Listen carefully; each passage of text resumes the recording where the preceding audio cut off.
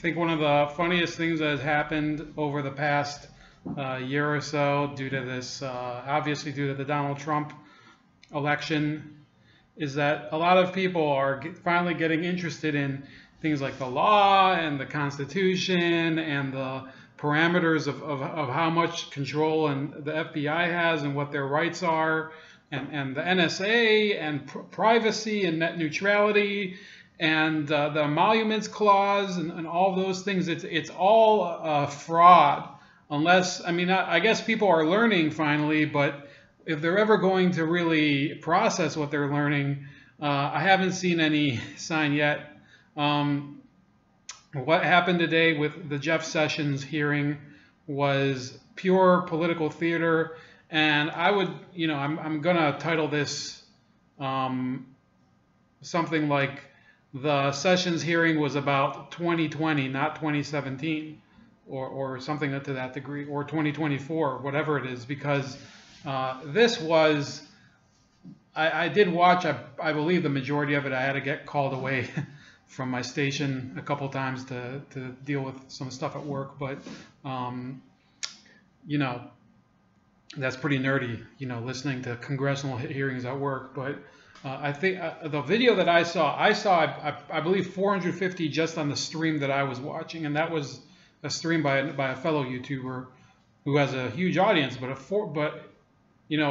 midday, 450 people to watch a Senate hearing. I don't think that anybody imagined that last year, especially off of a YouTube stream, somebody else's YouTube stream. So think about how many people were watching that Senate hearing off of the, for example, Fox 10 Phoenix, which is, they have apparently national coverage. I think they're the Desert Diamond people. I love their channel for some reason. They have everything. Fox 10 Phoenix. I don't care if I'm going to pimp them. They literally have everything. I don't know how they do it. But yeah, imagine how many people were watching this Senate hearing. You would have never thought that during the Obama era. Was it as if the Senate and Congress were a fucking tumbleweed dealership in the middle of a glacier range on the planet Mars or something? Okay, nobody gave a fuck what was going on in the Senate. If an Obama era official was coming to testify before Congress, nobody was watching. There's sure as hell nobody that I worked with, or nobody. I mean, it was really a major radical shift change, at least for the time being, where people are paying attention to it. And people are paying attention to it for different motivations, okay? It's become political theater, like I said. And all those people that are complaining now about the Trump Shakespeare in the Park performance, let them have their performance. I mean, honestly, I've said, I don't think I've said it in this forum, but maybe other places. I don't get offended by these, Kathy Griffin things or what was the other guy? Reza Aslan eating the brains. I wasn't offended by it. I thought it was actually pretty hilarious. As tragic as it is that he's eating another person's brain. But, this is something that people like to watch. They like to see people unravel. So there were a lot of people who were tuning in today to see, the drama about it. Just like people go to Shakespeare in the Park. The difference is Shakespeare in the Park, that they are going to be putting on a variation of, a Renaissance era dramatic production with pretty set plot lines, and they basically, in this case, they switched out the Julius Caesar and Brutus roles, and I don't even know if they did the Brutus role, because apparently there's a few departures from the original thing. I mean, first of all, who cares? It's Shakespeare, so the more they mess with it, the more people are going to criticize them for, kind of profaning the original or whatever. It's an artsy thing. So, I mean, let them take their hits from the people that are, are really into that. I guarantee you that a lot of people pissed off about the Shakespeare in the Park thing as political theater. They don't go to plays. Nobody goes to plays. Nobody in nobody in those red states. I guarantee you. Arizona, Utah. You could talk about Wyoming, Ohio. Ohio, we actually do have fairly good theater scene, but the majority of people in these states, they don't go to theaters, they don't go to things like that. Now, so what do we enjoy? People, I don't care what background you're from, political theater happens when you see things unraveling in front of you, unraveling as in a plot line, that everybody's trying to watch for their cue, the character that they love. And people walked into this live stream today, the Jeff Sessions Senate Intelligence Committee live stream, and on the one hand, you had people that hate Jeff Sessions, they hate Donald Trump. They were waiting to see the Democratic senators or senators in general, let's say John McCain, for argument's sake, trap Jeff Sessions in a lie. And that was the so this is actually a little better than theater, because they're assuming that there's something that's going to be coming out of this this play that is you know, kind of a game changer. It's a turning point, like a pick six in football. Somebody throws an interception. That's not according to the plan. Obviously, that's not the way the playbook's written. There's nothing in the playbook for a pick six, right? Nobody, you know, turnovers in basketball, a wild pitch in baseball. They're always waiting for that wild pitch that Jeff Sessions is going to say, oh yeah, I mean, I saw Sergey's suitcase where he had, you know, just boxes and boxes of Cuban cigars, and I said, you know what, I can't resist. They wanted something. They were literally pining for something as obvious as that, and there weren't as many people today as there were last week for the James Comey hearings of the same committee. But I guarantee you, in that case, people were saying, oh, this memo, they thought it was going to be something like, you know, discovering the Dead Sea Scrolls, or you know, finding that long lost Mickey Mantle rookie card. That's how delusional people were coming in, and that's just one side of the argument. There were other people who came in and they were looking for they were looking for Jeff Sessions. You know, these are typically Trump supporters or let's say conservatives that you know, that they're on the other side of the fence from the first category. Maybe people that just hate the Democrats.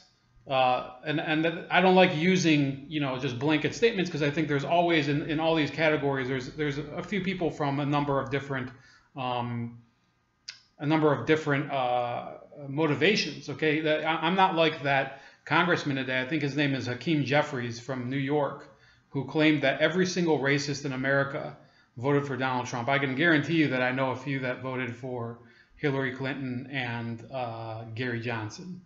And I'm saying factually that I know that they did. I'm not going to say who they are because I'd probably get in trouble for, you know, why you gotta let people at my job know that I'm racist or whatever. That's the type of reaction I would get. But there's plenty of closet racists out there that don't belong in the same category. They didn't vote for Donald Trump. Maybe they didn't vote at all. They thought Donald Trump was some sort of race traitor. So that is the second category, the people that came in and they said, you know, Jeff Sessions is going to smoke all of these bastards and you know, expose them for the frauds that they are. Now, I think a little of that went on. I think the majority of the senators in this hearing, you know, they didn't really put themselves out there. They didn't you know, drop their fists and let Sessions get in you know, a jab of his own. There were a couple that did. And that's where we move into the third category, the political opportunists. And those are people that they know that they're tuning in and they want to see the next big star. This is like Star Search for them. That's that show. It was on when I was a little kid. This was before American Idol. It was like with Ed McMahon or something. It was on if you were like sick from school or something.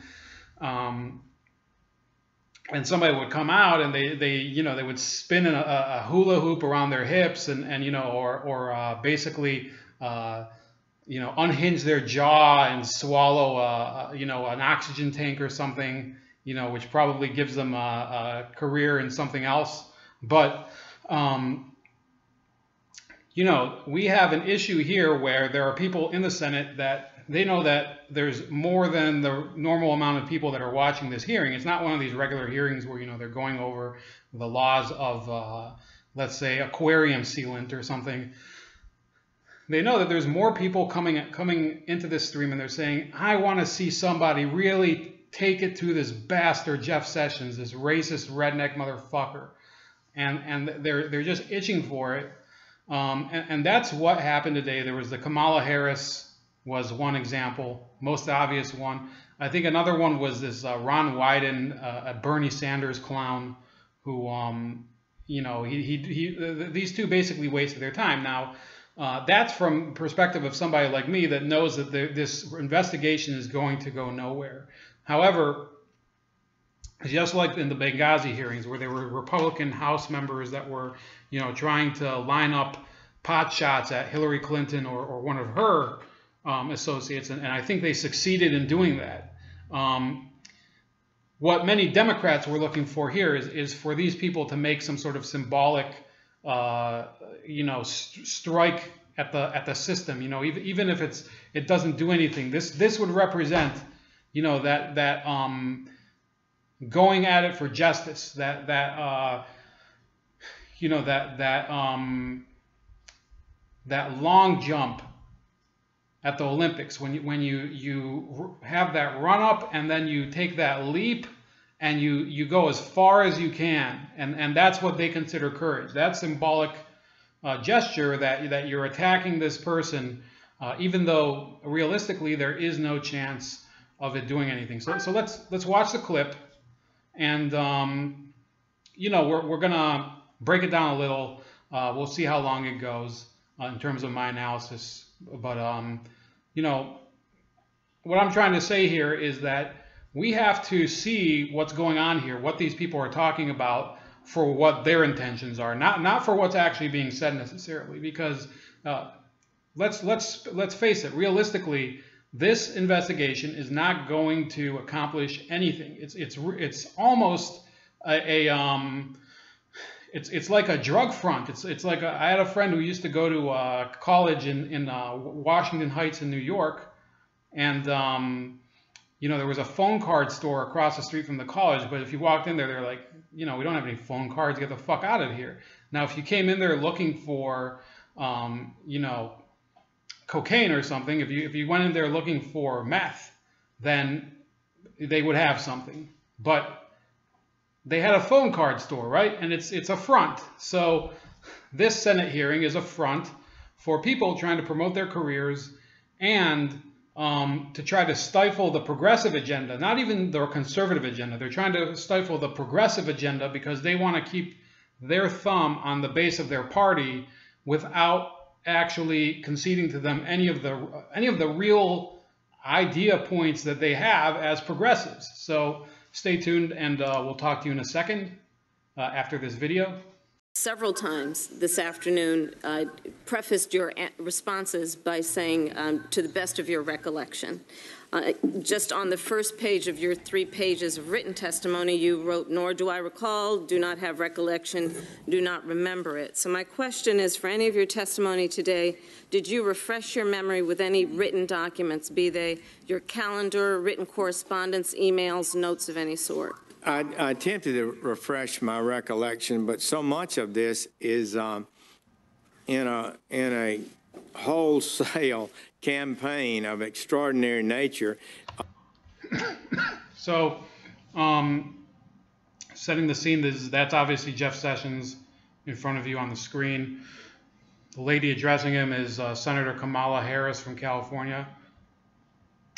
And this is obviously about his contact with Russian agents during the campaign. That you're moving so fast that You don't keep notes. You meet people. I didn't keep notes of my conversation with the Russian ambassador at the Sir, Republican I'd like convention. to just talk about what you did. You know, I'm just saying I didn't keep notes on most of these things, and there's nothing for me. Will you provide this committee with the notes that you did maintain? As appropriate, I will supply the committee with documents. Can you please tell me what you mean when you say appropriate? I would have to consult with lawyers in the department who know the proper procedure before disclosing documents that are held within the Department of Justice. Attorney General I'm not able to make that opinion today. Sir, I'm sure you prepared for this hearing today, and most of the questions that have been presented to you were predictable. So my question to you is, did you then review with the... So let's pick up here for a second. Her questioning was probably one of the more hostile that I've seen, you know, both in this hearing and in the other ones that I've seen. And believe me, I don't watch them all the time, but I've been watching them more often, like I said before. What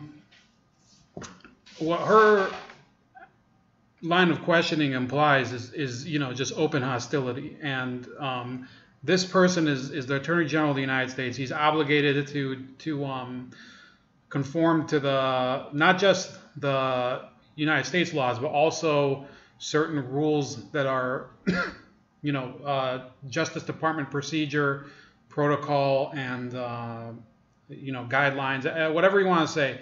There's concrete rules that he does have to comply with that are Justice Department rules. I'm not sure what the penalty is, but it's not as if he can just say, oh yeah, I'll just hand over the documents. Now what she is doing is projecting a just a veneer of hostility for the public to show what she really thinks of Jeff Sessions. You'll notice that she's interrupting him all the time. Last week when James Comey, you know, she did not ask him why it is that. Notice it was, I think, John Cornyn, and he didn't do it in this manner, but he asked him, you know, why didn't you report your encounter with Donald Trump to the White House counsel, for example? He didn't use this hostile, you know, line of questioning. He didn't constantly interrupt James Comey, and that's a pattern that Kamala Harris is using deliberately. It's something that I'm not, you know, if you watch courtroom dramas or whatever, and I don't do that very often, but you only have to notice, you only have to watch one in order to see that. And in a courtroom, sometimes the opposing counsel will say, you know, objection or something. This is like law. This is you know, courtroom for dummies. What's going on here? It's like basically she's unilaterally decided to put this person on trial. And he's not on trial, by the way. This is him answering questions regarding his involvement in A, the firing of James Comey, and B, regarding any contacts he had with the Russian personnel during the 2016 campaign. But there's no crime that he's been charged with. He's not sitting. He hasn't been indicted for anything. This is definitely not a proper place for her to be questioning him in an accusatory tone. So, you know, and what I'm saying, you know, I'm not a lawyer, but it's pretty basic stuff. So let's see what she goes to next. The lawyers of your department, if you as the top lawyer are unaware, what the law is regarding what you can share with us and what you cannot share with us, what is privileged and what is not privileged. We discussed the basic parameters of testimony.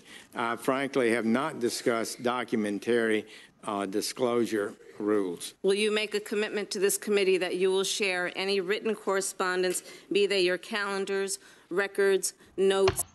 You see, he's already answered this question by qualifying it, so she's not really expecting a real answer here.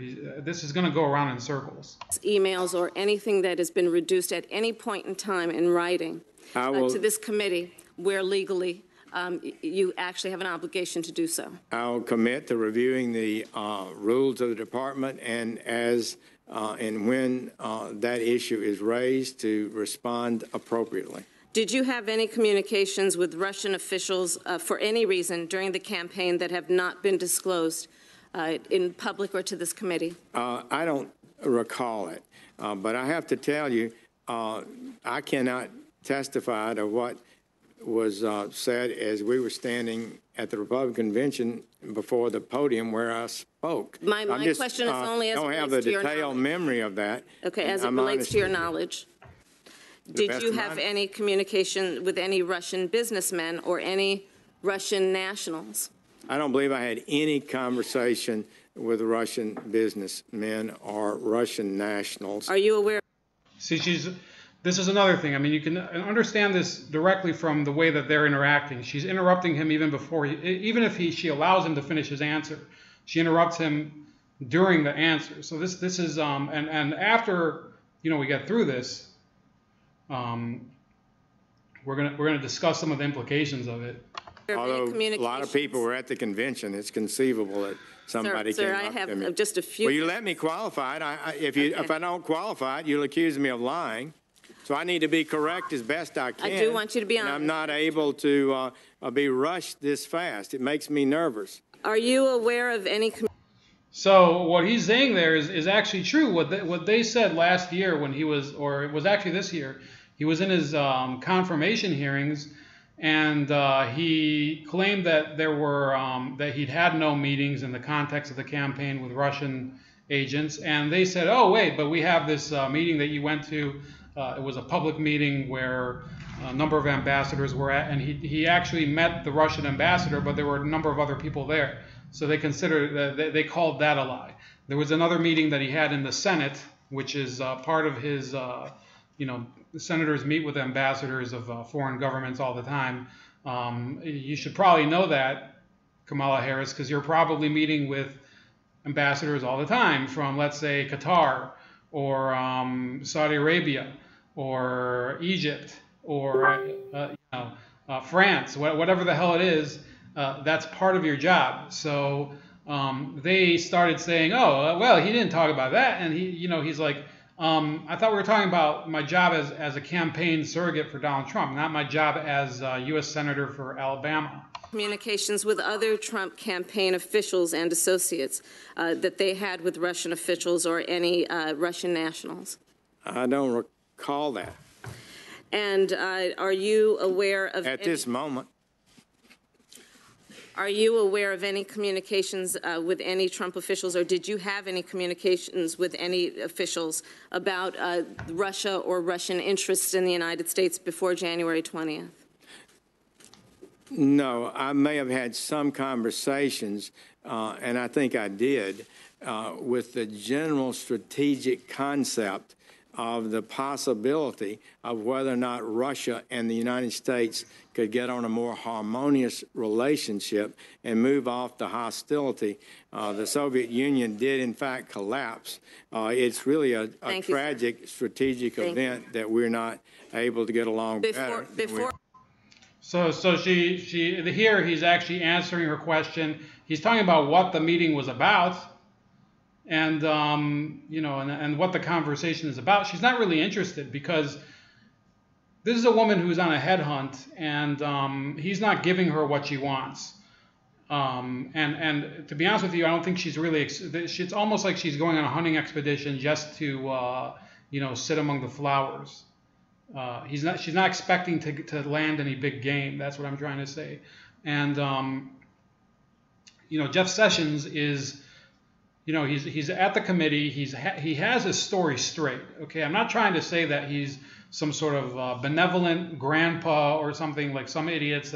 I actually don't think Jeff Sessions is a great attorney general pick because his old-fashioned approach to drug enforcement policy, and I think so far he's kind of been a dud. The Justice Department has to be overhauled like in a major way due to the Obama administration's abuses of power, and this is who we have, a guy who is barely pulling his weight, and he's not replacing the Obama era people.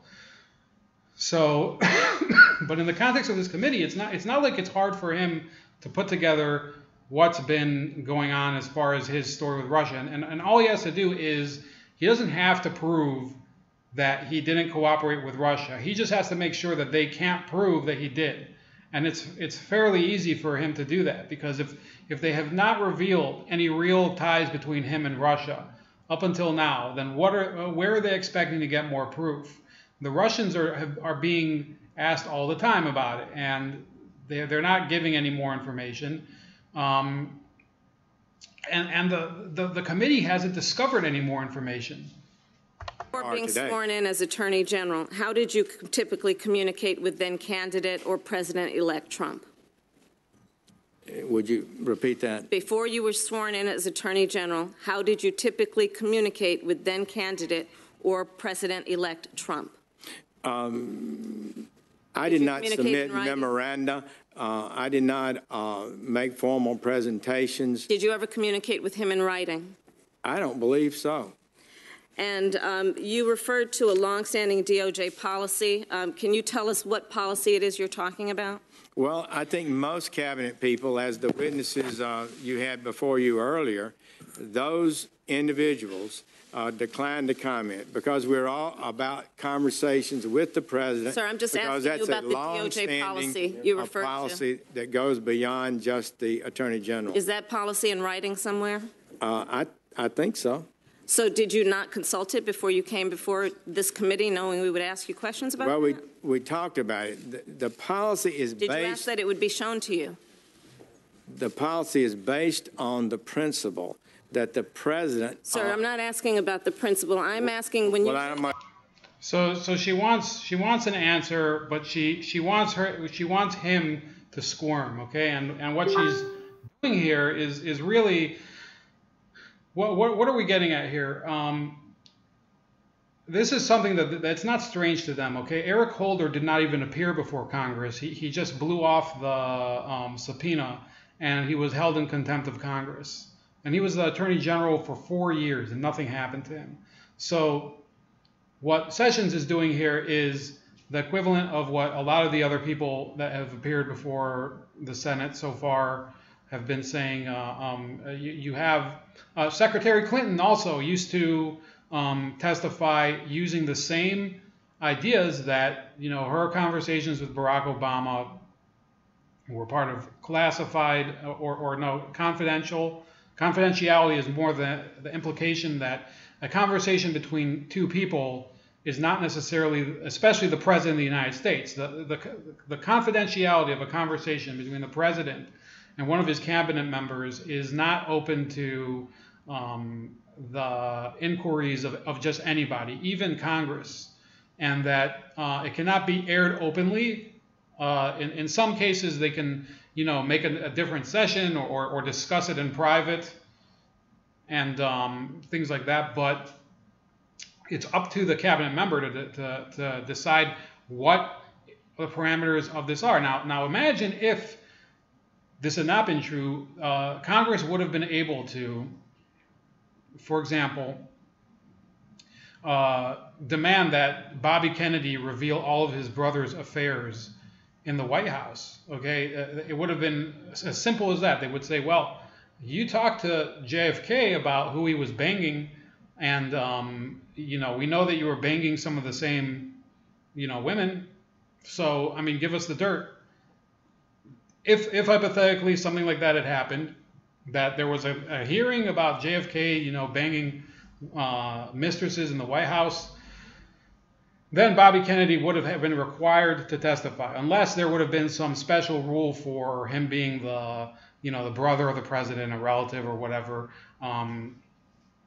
It's Kamala Harris. What she's doing here is just transparent grandstanding in order to gain some recognition. So let's watch the rest of this and see exactly what happens. You would be answering questions and you would rely on that policy. Did you not ask your staff to show you the policy that would be the basis for you refusing to answer the majority of questions that have been asked of you? Should be allowed to answer the question. Senators will allow the chair to control the hearing. Senator Harris, let him answer. Please do. Thank you. We talked about it, and we talked about the real principle that's at stake. It's one that I have some appreciation for as having spent 15 years in the Department of Justice, 12 as United States Attorney, and that principle is that the Constitution provides the head of the executive branch certain privileges, and that members, one of them is confidentiality of communications. And it is improper for agents of any department any departments in the executive branch to waive that privilege without a clear approval of the president. I have asked. And that's the situation Mr. we're Sessions in. for a yes or no. Did you ask your So the staff answer is to see yes, the I policy? consulted. Did you ask your staff to see the So he gave her a yes or no answer, but she kept prodding him, and now she's saying, well, I just wanted a yes or no answer. So it's either one or the other, and this is not about Jeff Sessions could pretty much, if he had like one of those speaker boxes like Stephen Hawking, and had said the exact same thing, it wouldn't have mattered. What she was trying to do was not actually find out what Jeff Sessions had to say. What she was trying to do was to to talk the way she was talking, and express herself the way that she was expressing herself, and make the public image of her to be that crisp, well-prepared prosecutor. And there's a different angle on that, which we're going to get to. So let's see how this ends. Sorry I keep stopping, but as you watch these clips, you just notice more and more the body language. It's not even about the law. Okay, the law is already, it's been practiced before. Whatever is going on here, it's not about you or me learning more about the law. It's learning more and more about how these shyster lawyers, and I'm allowed to use shyster, by the way, because even though I'm not a lawyer, I am a certain ethnicity. These swindling lawyers, it's more about learning how they interact and how they strategize in this chess game that is a Senate hearing, for example. Time's Policy? expired. Apparently Senator not. Cornyn. Attorney General Sessions, former Director Comey, his letter to FBI employees when he was terminated started this way. He said, I've long Have several. Okay, so that's the Kamala Harris hearing. So what are we learning from here? Kamala Harris did not get any information out of Jeff Sessions. Jeff Sessions literally told him the following things. I've had a meeting with a Russian official. It concerned U.S. foreign policy with Russia. This was already known, by the way, several months ago. He announced it at a press conference. That's no news. And Kamala Harris, other than that, all she was doing was saying, well, why don't you give us records of your appointments? Why don't you give us records of your communications? Why don't you give us records of, your whereabouts or whatever? And all Jeff Sessions was saying, was this. I'm the Attorney General. I have to comply with the dictates of being the Attorney General, the regulations of the Department of Justice as far as what the Attorney General is allowed to divulge. So I will work on that, and I will talk to my legal counsel at the Justice Department about what I can provide legally to the Senate without violating the confidentiality of my communications with the president or with other parties. Remember, he's not just dealing with the president. He might, for example, be dealing with let's say an official of, I don't know, let's say the CIA. He could be dealing with the head of the CIA. The Justice Department is not some sort of, it's not the post office, okay? We're talking about what he's allowed to reveal in an open setting, an open hearing in front of the American people and, in fact, the world. I mean, anybody around the world. If you're watching in Pakistan, you could, and Jeff Sessions says something, I talked to the president of India about nuking Pakistan. Well, now they know, okay? So this is him, squaring his circles and trying to find a way to, not get into more trouble than he has to. Okay, it's not him trying to be a good person. It's not even him trying to execute proper American justice for people, because that's not his motivation in coming here. His motivation is to basically get these people off his back and get to whatever the hell it is that Jeff Sessions likes to do. And your guess is as good as mine as to what that is. So that's his goal. On the other hand, her goal has nothing to do with the information that she's going to get here. Kamala Harris is on a path towards raising her profile for the future.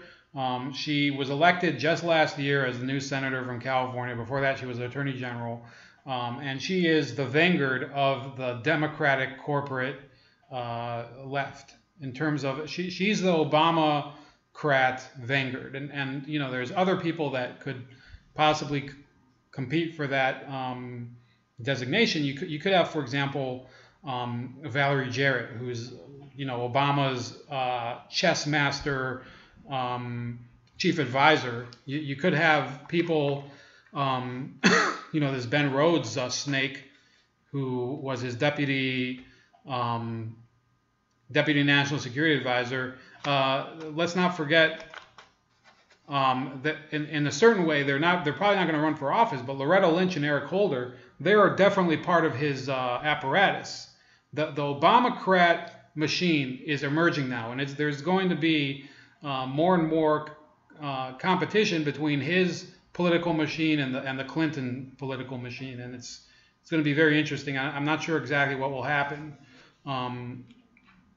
because there's people that prefer, obviously, different styles, the Clinton style and the Obama style. But Kamala Harris is clearly lining herself up to be one of the premier Democratic politicians in the nation. And what she's doing, she's not exactly representing the citizens of California here. This isn't a matter that has anything to do with the citizens of California, because what she's doing is she's bullying. And I'm saying bullying just in terms of the line of questioning. I don't really care about the feelings of Jeff Sessions. For all I care, he can basically squirm and sweat there as much as he wants. I have no interest. I was saying, though, during the stream that the more and more the hearing was going on, the less the less I hated Jeff Sessions. The more I thought, this guy's actually pretty good. He's taking these bitches to school. And, the bottom line here is that Jeff Sessions is the person who is trying to deny federal funding to California due to their policy of fostering illegal immigrants and not cooperating with the federal government. What she's doing here is she's saying to her constituents, look at me, I'm on a crusade for you, if I can use the word crusade without somebody like blowing a gasket. I'm on a crusade for you. Yo estoy una cruzada para ustedes. That's what she's saying to the, the residents of California. I'm not going to, at some point, if they become a nation, they're going to become the citizens of California, these illegal immigrants. That she's basically she's using her platform over here to say to the Hispanic community of California and more specifically illegal immigrants in California and their allies that she's here trying to pin this ogre that they hate, Jeff Sessions, who to be honest with you, he does look like some sort of a lawn gnome or something without the beard. He's very weird looking. He has bizarre ears.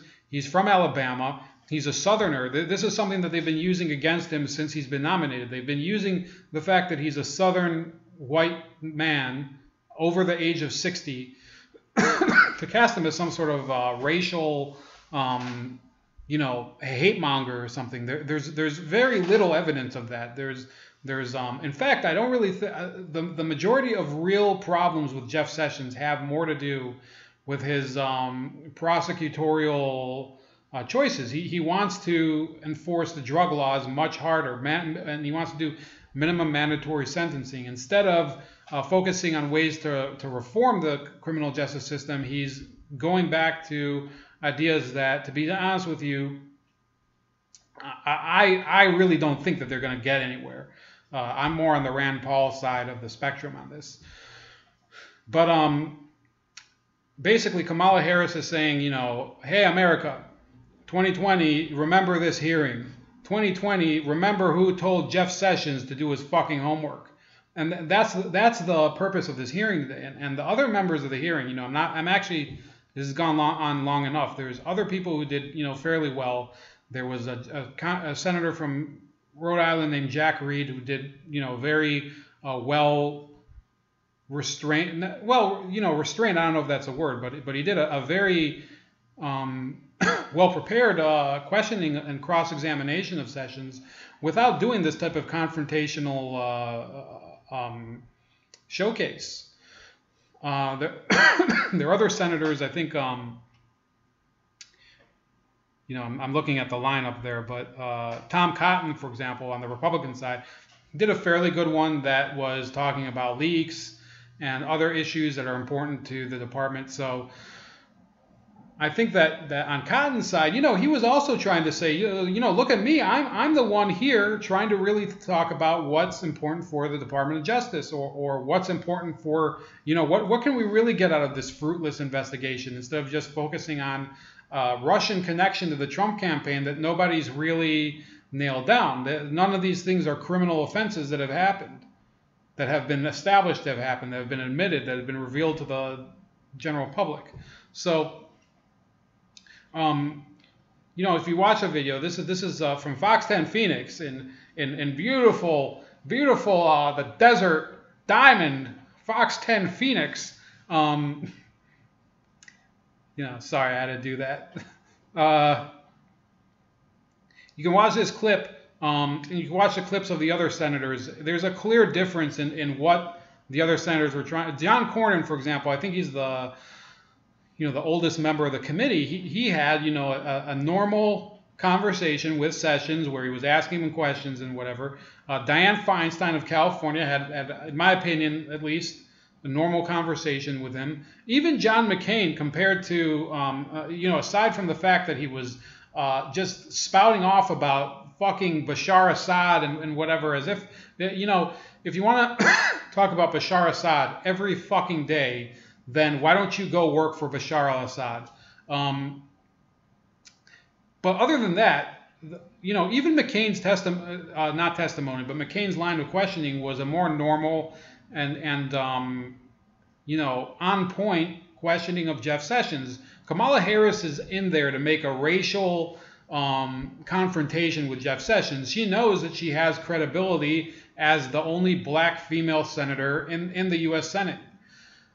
It doesn't matter that apparently one of her parents is Indian, okay, as an Indian subcontinent.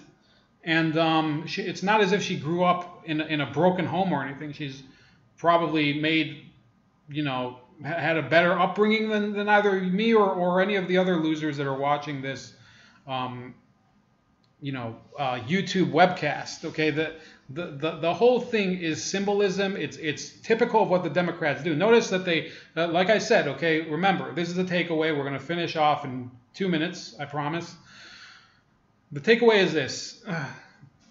The committee did not discover anything from this hearing, apart from the fact that Jeff Sessions had his story together much better than James Comey had his together. Okay? We don't know which one was lying more, but we know that Jeff Sessions had his story together more than Jim Comey did, which means that James Comey lost. He was the big loser today. It wasn't Jeff Sessions. It wasn't even Kamala Harris. Kamala Harris's game, just like the rest of the Democrats, is all a symbolic charade. What they're doing is this. They are not going to support universal health care. They are not going to support any of the other broad progressive agendas, such as you know, the Fight for 15 or what would be another one? Their whole FMLA, you know, Family Leave Act, whatever. Not to the degree that the Bernie people are. What they're in this for, and this committee is for them to make political theater. One of them could possibly, and in this case, Kamala Harris, is using it in order to catapult her into the national scene. And other people have said this besides me. I'm not giving you any original ideas. I'm just giving you a little analysis from a strategic standpoint, not the legal standpoint, because the law is already known to all these people. I don't have to explain to you the law, because if anybody who is going on the internet today and you're logging on to whatever website it is and you're trying to see, did Jeff Sessions commit a crime? No. It's already been well established. This is nothing but a huge, basically a Shakespeare in the farce. That's what this is. So anyway, have a great night. I actually, this hearing was kind of a waste of time in terms of listening to it. Jeff Sessions performed fantastically well for somebody that people have underestimated the whole time. Let me know what you think in the comments below. Any questions, if you want me to give any, analysis on a different senator or whatever. I don't know what the hell. Maybe you're as, obsessed with things like this as I am, or maybe not. But remember to comment, subscribe, like this video, share the video if you can. Bold like a leopard. What can I say? What do I give? I can only give you the thoughts and ideas that as I perceive them. And I'm hoping that you are, you're saying the same thing. And if you're not, but you suddenly say, you know what? That's true. They didn't discover anything. All she was doing was basically waving her hands like a fucking aircraft control person, like a ground crew person. If that's what you got out of this, then that's what makes me happy. Okay, so enjoy, have a great evening, and it's Ramon.